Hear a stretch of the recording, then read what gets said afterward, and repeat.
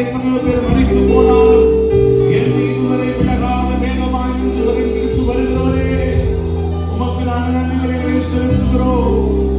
நாங்கள் உயர்த்துகிறோம். அக்கினி மதில் நீரே,